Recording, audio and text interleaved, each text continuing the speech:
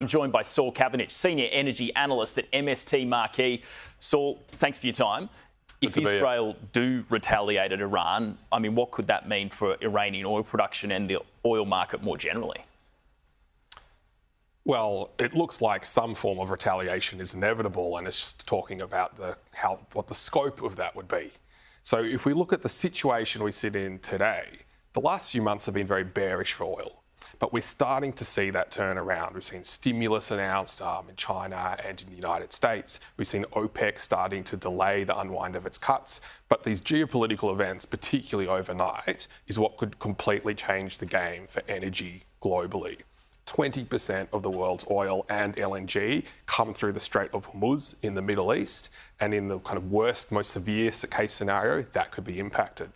But in terms of direct attacks, what we're seeing reported is one of the targets that Israel could take in its retaliation here is the Kark Island, which is where close to 90% of Iran's crude exports come from. And just to give a context of that, that's 2 to 3% of global oil supply. Wow. That's enough it sounds small in a percentage terms, but that completely changes the game. We could see, if that was attacked, we could see oil go above $100 a barrel again. That's kind of a more mid-case scenario where we see that kind of disruption. But what's the bigger risk here is, as we saw just in recent hours, Iran has said that if Israel retaliates, Iran will retaliate even more strongly again. And this potential for a wider conflagration of the conflict, which could see the Strait of Hormuz impacted so that oil flows from other countries like Saudi and the UAE can't get out.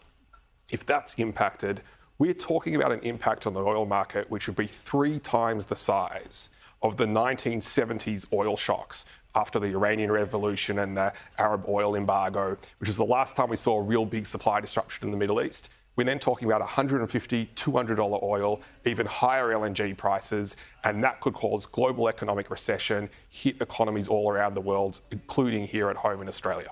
That's obviously something that no one wants to see happen. But you go back to 2022 when Russia invaded Ukraine, there was a massive spike in energy prices back then, oil and gas in particular. Do you think we could see a similarity here or not really? So there's the potential for it, and it's the potential for it to be much worse than what we saw in 2022. There's 2 reasons for that. First of all, in 2022, gas supply was restricted, but ultimately oil wasn't impacted. What we're talking about here is oil could be impacted and LNG on a greater scale than we saw in 2022 together, and this comes on top of an already tighter market in gas because we're still facing the aftermath of the turning off of Russian supply. So all these impacts compound, they can happen at the same time, and that's why I think we could see potentially record high prices if this wider conflagration eventuates. But even without that more severe scenario, in more mid-case scenarios, we're still looking at potential tightening from direct attacks or even just tougher sanctions that are placed on Iranian oil exports. We just saw the best performers on the stock market today, and not really any surprise, the big Aussie oil producers are in there. I mean, what's the outlook for Aussie ASX-listed oil companies at this stage? Look, overall, they're actually quite cheap. They've been sold off a lot over the last few months. They're pricing in a long-term oil price closer to 60 when oil today is in the 70s and could, if you look at the risk skew here, there's potential that it could jump tens of dollars a barrel. Whereas if all of the situation de-escalates, there's probably only a few dollars a barrel that it would drop. So we would argue that a lot of the oil names are looking quite good value from an investment perspective. And the risk skew is really turning to the upside. They've been oversold. The market has been very bearish in recent months.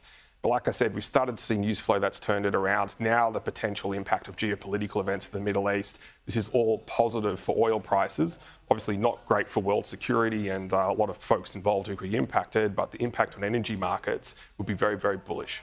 Saw an announcement today from Santos as well, signing a long-term LNG deal with Total Energies. I mean, there's obviously still a lot of demand from foreign buyers for our resources.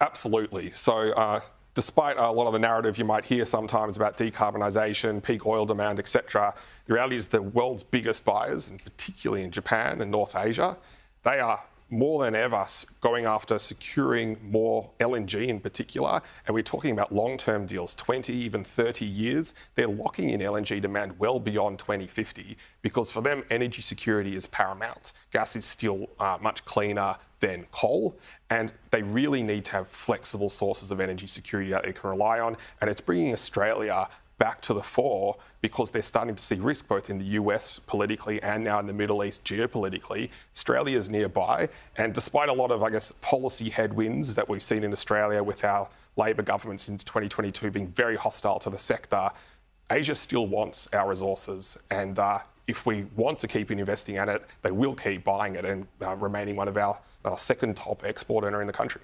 Yeah, I guess they are one of our biggest customers. Saul Kavanagh from MST Marquee, thanks for coming on the show. Thanks, Ed.